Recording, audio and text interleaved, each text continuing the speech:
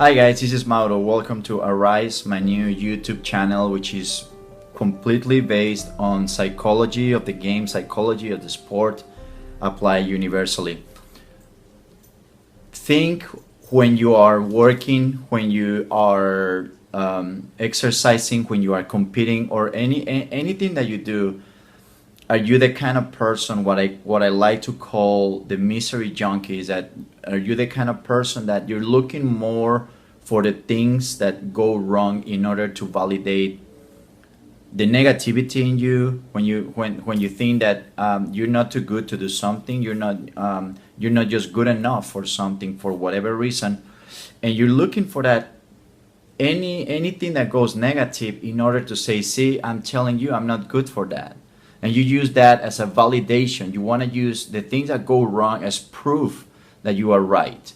Sometimes we want to do something, let's say you want to learn to play the guitar, and you go ahead and you buy a guitar and you start practicing, and you take and when you compare yourself to someone else that probably started more or less at the same time that you did, and they're probably advanced faster than you, and you say, I knew I'm not good at it. I should have known and don't even try. So what am I doing? Why am I trying if I already know that I wasn't gonna be able to, or that it not being able to play, but just was gonna take way too long. I'm just not too good with the rhythm. I'm not a good when it comes down to remembering the tones or whatever it is that you're doing. So that's the kind of people that I like to call the misery junkies. It's the people that take like the misery pill, that they say, okay, anything that can go wrong is like they're hoping that it will go wrong, so they can use that as a validation, as the explanation to say, see, I'm telling you I'm not good at it. So that's how they quit. That's why they quit, and that's pretty much why they don't follow up in any project. They start something, and as things go wrong, they just find that's the excuse. That is the proof that they are not good to do it, that they shouldn't even be trying. The matchmaker brain is whatever you have in your head, you are gonna try, your brain is gonna try to pair it up or to match it with whatever is going on the outside world. So your inner, whatever is going on the inside, if you're negative, if you're fearful, if your self-worth is not very high, whatever happens in the outside world, it doesn't matter what it is, your brain is going to try to match it. Your brain is going to try to find the explanation to match it with what you have in your head. That's it. That's a matchmaker brain. So it's matching whatever you have in the head, whatever happens in your head, and whatever happens in the external world. And that makes you lose of the real perception of things. That makes you pretty much, when you start any projects, you're already defeated. When you want to do something new, you're already someone that is thinking, I'm not gonna be able to do it.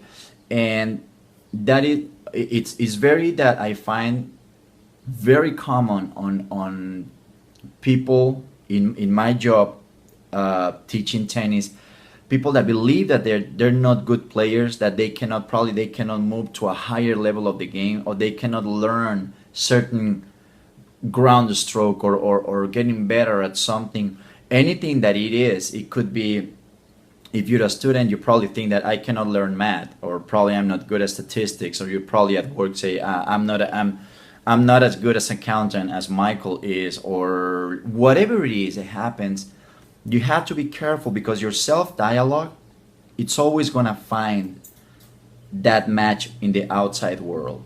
The perception, the negativity that you have in yourself, what happens in your brain is going to create a blurry image. It's going to distortion everything that happens in the outside world. So when you see what happens, it always gonna explain it in its own negative, defeating mindset and language.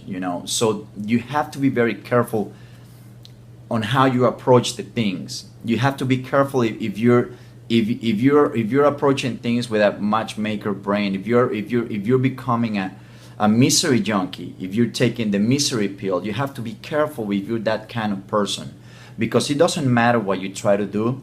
It's gonna be, if things go well, it's always gonna, oh, but that's just a little bit, that was not too much, that's nothing. And if something goes wrong, it's gonna be really big. It's gonna be a disaster, and it's gonna be the end of the world. So you have to you gotta have a very, you have to be very careful of what is your mental state when you're approaching your projects. What is the mental state when you're going to work, when you're going to in your relationships, when you're competing, when you're doing anything that you're practicing.